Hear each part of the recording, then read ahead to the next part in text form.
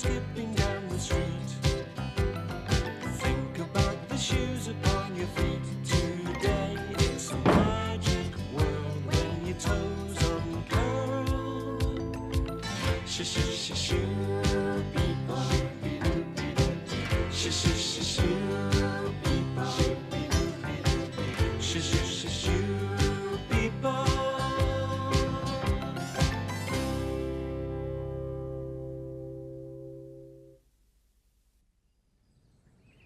It's a lazy summer's afternoon in Shoetown, and Trampy is having a quiet sleep in his garden.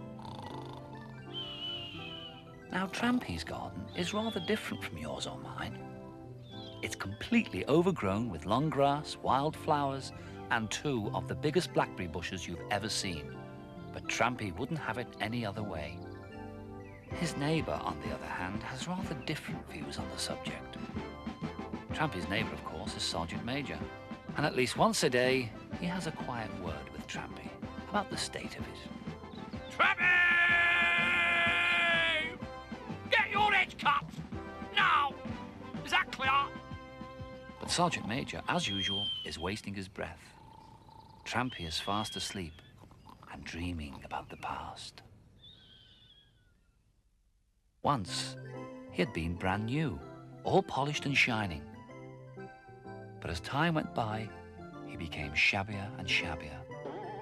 A large hole appeared in his toe cap, and another in his sole. In fact, by the time he ended up at the shoe repairer's shop, Trampy was so worn out, he couldn't be repaired. He felt very sorry for himself. He looked at the large dustbin in the corner of the shop and thought, well, this looks like the end of the road for me. But Trampy was quite wrong. The old shoemender never threw any boot or shoe away.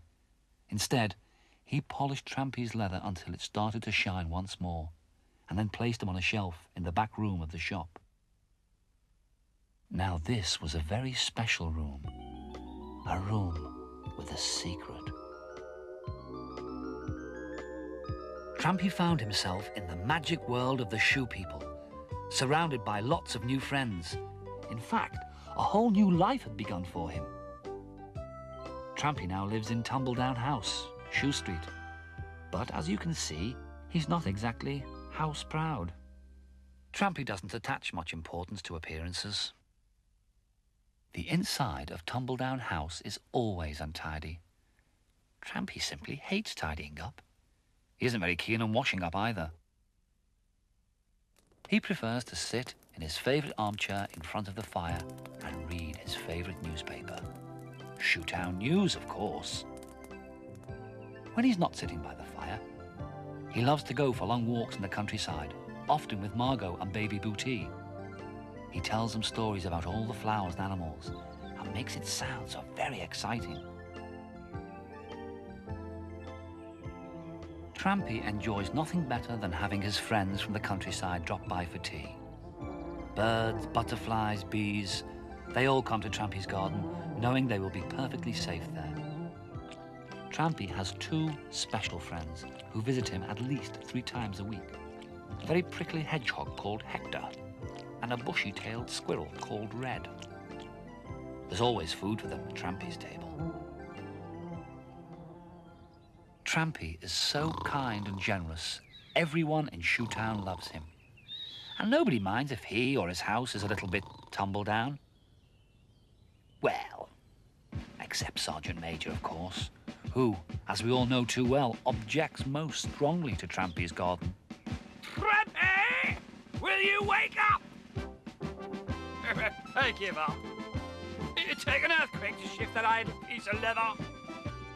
Lift, lift, lift, right, lift, lift. Trampy often dreams of the days when he was smart and new. But he doesn't miss them. No. He's very happy to be just Trampy. Shoo people. Shoo people. Shoo.